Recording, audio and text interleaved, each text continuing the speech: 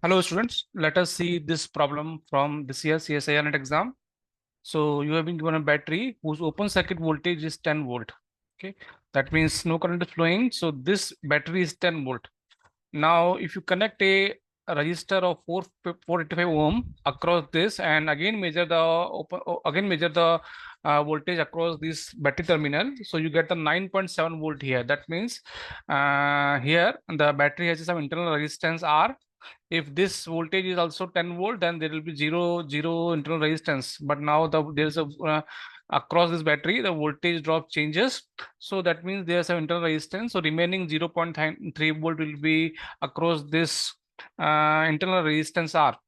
Now I can find the current in this current in the circuit, because this I know this voltage, I know this resistance.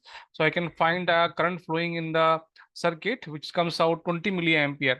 Now across the internal resistance, the voltage is 3 volt and the current is same 20 milliampere flowing in the circuit.